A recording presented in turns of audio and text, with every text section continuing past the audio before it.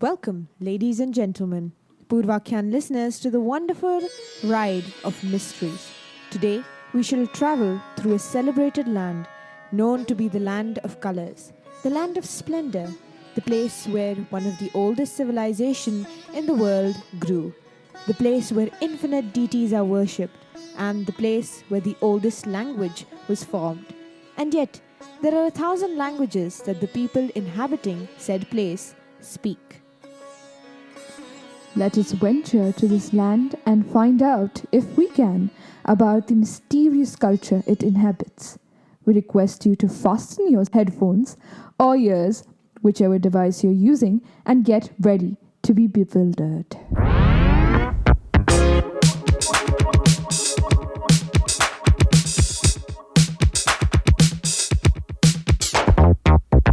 Purvakhyan's latest entry 25092022, case number 0503. The Faithful Conundrum.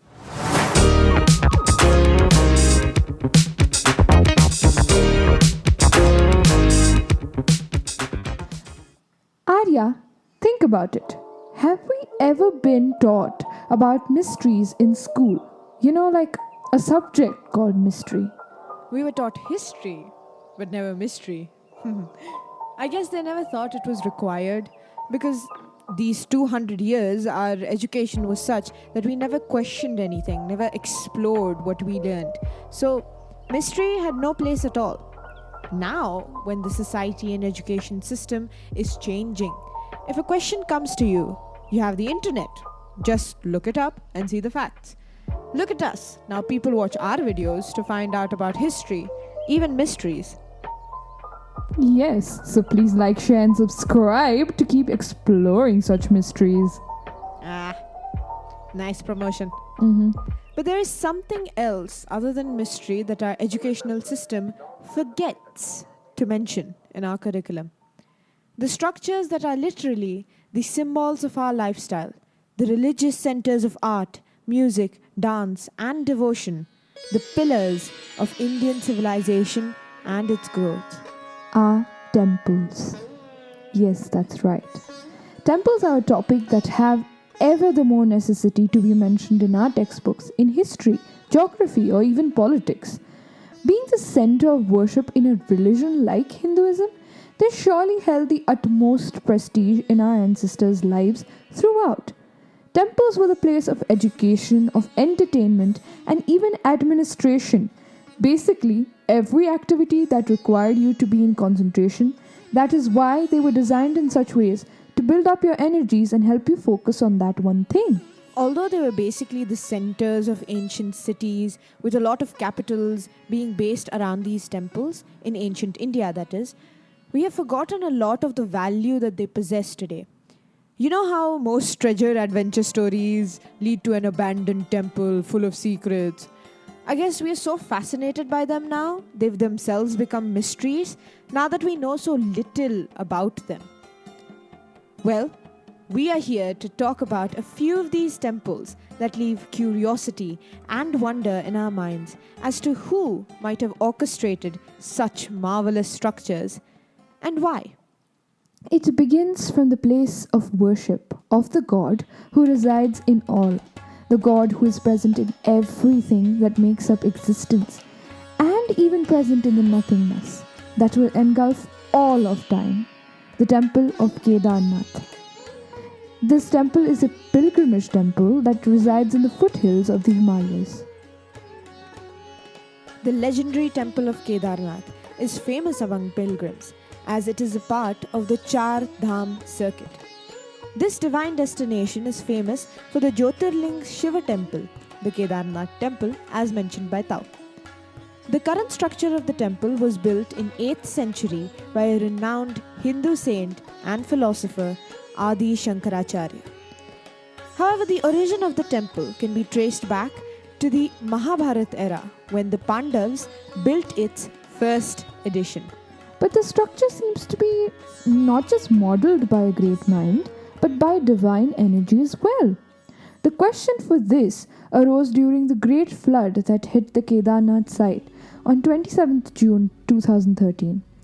The thunderstorm occurring in the higher up glaciers of the Himalayas caused a huge glacial flood to descend that day, engulfing almost the entire region.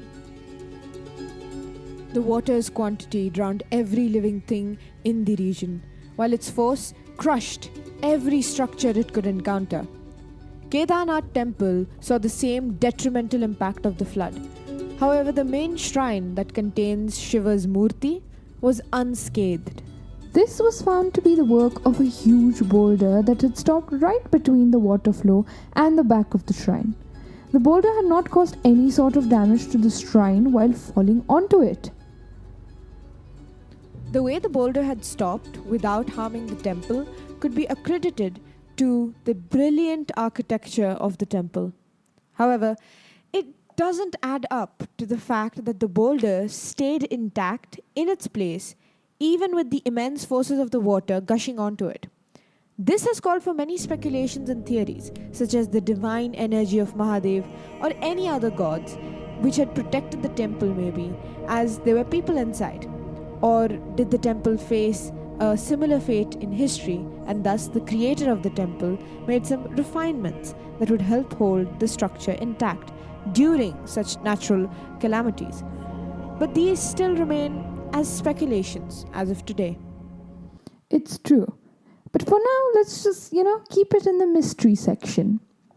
Moving downwards to the state of Himachal Pradesh, we find one of the renowned Shakti Peeth. Shakti Peeths are said to be the places where parts of Mata Sati's body had fallen on earth as a result of her burnt body. What a coincidence. The list contains the temple of Sati, one of the incarnations of energy herself. And before that, we saw a temple devoted to her husband, Mahadev, the destroyer of evil. Coincidence. Another mystery for another time. Or wait, no. Never mind. This temple, as the name suggests, is famous for the eternally lit flame that resides in it. This mysteriously blue flame can be found enclosed inside the rocks of the cave, and only through cracks in these rocks can the flame be visible. The reason for the flame to keep burning eternally, or for a flame to even exist in the first place in that region, remains unclear to this date. However, devotees flock to this sacred temple every day to worship the mother Shakti. Perhaps it is her, the everlasting and unbreakable energy that we are able to witness. From the chilly weather up at Kedarnath, where we saw the mystery of divine power, then we ventured into the mystery of fire in Jwalaji Mandir. Now, what's next? Let's move on to the mystery of the animal kingdom. Don't worry, guys. Arya is just being theatrical. We are not taking a leap to the biosphere again.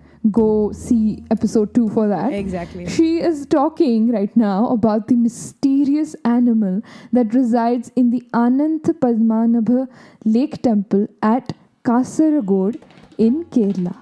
Yep. The temple resides in a beautiful lake that houses the creature of adverse features, Babia, the vegetarian crocodile. 1 minute. That does not sound right in any way, okay? According to the natural order of things, how is it possible for a crocodile, of all creatures considered to be one of the apex predators since the dinosaur times, be vegetarian by its own choice? And this temple has even been visited by thousands of devotees every day, safely. In fact, the crocodile itself has become the tourist attraction. People flock there to see the crocodile. My God. That's because the crocodile, for some reason, is completely vegetarian. It does not attack a single person entering the premises of the temple. It just floats away in the pond near the main shrine, just chilling. Just taking a bath, doing its chores. Sometimes it even enters the temples. It presents its namaskar and the priest even greets the crocodile with shloks, which it even listens to. It would be nice to be that crocodile. Yeah, it would. Well, the mystery still remains as to not just how, but why has this sole crocodile turned its natural diet into that of a completely opposite style? No one has ever been able to find out. Experts have identified that the species of babia is that of a magar crocodile, basically a magarmach, but nothing further than that could be found. Well, anything else that might be found is the fact that it's a smart crocodile. But people even believe that babia is actually the messenger of their god, Padmanabhiswami, Sri Vishnu. Well, the mystery will go on for this already 70-plus-year-old crocodile. Let us move on to the next temple mystery of the same god, Padmanabhaswami, and his temple. The temple itself is the richest cultural heritage in the entire world. Can you believe it? But it's not just rich in its treasury, but also its mystery. Well, to the temple of riches. Even its mysteries involved treasure. Below the formidable and magnificent structure of the temple lie 6 mysterious vaults that have been closed for centuries, or rather, had been closed for centuries. Very eerie, right? Well, these eerie vaults caught the Supreme Court's attention through a police report. 5 of these vaults were investigated and, through really excruciating work, were opened. However, one of the vaults, named Vault B, remains closed until today. No matter the efforts of the technicians and experts, the vault could not be pried open. Thus, the strength of the legends grew. The legends go that anyone who opens the vault forcefully will incur misfortunes in their life. This theory was strengthened when the official leading the expedition suffered an untimely death soon after the expedition was called off. Ooh. Oh, Yeah. wow, that's giving me the chills. The unusually captivating drawings of serpents on the door of the vault call on the legend that this vault is guarded by these divine serpents, as the vault is most closely associated with God Padmanabhaswami himself. It seems the treasure would like to stay in its cozy abode for a little while longer. No, maybe a few more centuries. Yeah, give it time. We never know. We don't even know for sure whether whatever is inside is treasure in the first place. Yeah, or maybe it is treasure, but in order for it to not be taken by thieves or invaders, they must have brought up this legend and, coincidences kind of, made it even stronger. Yeah, that makes sense. Well, let's not build our own theories right now, and let's travel on now to a little on the east of our country, all the way to the state of Andhra Pradesh. This one is an ultimate wonder. It practically represents the glorious intellect and skill of our ancient architects. The temple is flocked by travelers far and wide, only for the sight of something that literally defies the laws of nature. The temple of Veerbhadra, the utmost frightening and fierce form of Mahadev, hosts the incredible hanging pillar. That's right. It's a heavy, sculpted all over stone pillar that hangs without touching the ground. Now, many might not believe this to be true, but it is. The evidence is present. The pillar does not touch the ground. This is shown by the spotless ends of the pillar with no sign of moss or any erosion. The pillar is an integral support in the temple's structure as a whole, which means it is practically impossible to remove it without making the entire structure collapse. The gap between the pillar and the surface below is about an inch or so, large enough to marvel at, and even pass dupattas through the gap from both sides. So much fun. Well, yeah. Now that the mind-blowing artistry was discovered, experts have come up with reasons suggesting the unnatural floating nature of the pillar. They say that the pillar appears to be floating because the ground underneath has eroded, through centuries and left a gap in between. But that still leaves a lot of questions unanswered. Why did the pillar not just, fall down? No one knows. That's why you call it a mystery, Arya. I know, Tao. So, anyways, as we said in the beginning, we'll end with this. The reason why we chose episode 3 as Mystery of Temples is because, as you can see, there are many mysterious temples and mysteries inside of those mysterious temples.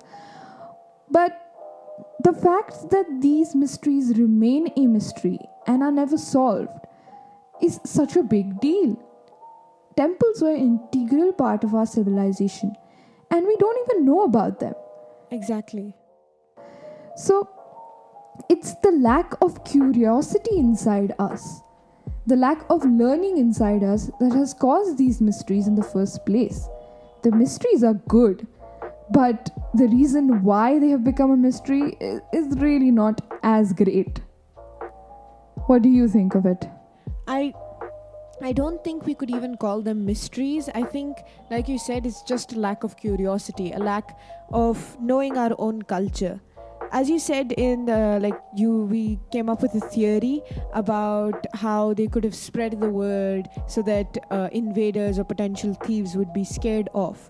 Those kind of theories are very plausible, and I feel that they are the instances that connect us to our past, that connect us to our actual culture, which Truly. After these 200 years of invasions and colonization and even more adversities that are coming in our world now, we really need to have a strong hold on our culture. May it be our language, may it be our festivals, may it be our traditions, whatever our mythology, whatever it might be, we need to have a strong understanding of who we are. And that can only come from knowing our past. Because the thing is that this particular culture that we had held on to in these ancient civilizations, or up till even, you could say, 10th century, this culture was so rich that it made us prosperous, it made us rich. And that's what we have to learn from this culture. Not the bad parts, but the good parts. We've forgotten everything, so at least let us learn the good parts. Yes. And these good parts will be learned with the help of these fun, interesting mysteries. At least let us begin with them. Exactly. And then, further our knowledge into the technicalities. We never know what's going to happen in the future. We knew that in the past, these important structures, you see how temples were mostly targeted by invaders, may it be the Mughals or the British, because like we said before, they were just not places of devotion or gathering. They were places where education was given out. They were places where administration was done, where a lot of the important things that happened in the cities took place in the temples. So that was the first thing that these invaders targeted, to bring down our civilization, our society as a whole. So we must learn our lessons from those times of the past and make sure that, we explore a little more. And like you said, these mysteries are a very good way to go through. Exactly. I have to say that it's not just like Indian temples that had the same effect. Yes. Indian temples, of course, had the most effect because they were the, center of civilization, Indian civilization. But throughout the history of the world, you can see that temples are always the things that are targeted first. Exactly. Because that's where most of the stuff, most of the real, actual, practical, technical, important, significant stuff happens. That is a mystery of why it happens. Probably the fact that, in front of, whatever God or whatever energy that you believe in front of that, maybe you feel you will do your best. But anyway, we have completed our tour of the temples of India, and that discussion can be left to another episode. I hope you had a lovely ride. All the Purvakhyan listeners, make sure to remove your headphones, walk in straight lines back to your kitchen or work, wherever you want to go, and enjoy the fun treats at your own homes after this eventful ride. Bye, and have a great day, guys. Don't forget to like, share, and subscribe. Let's go. So bye-bye. Next month, Purvakhyan topic is brought to you by... Anik.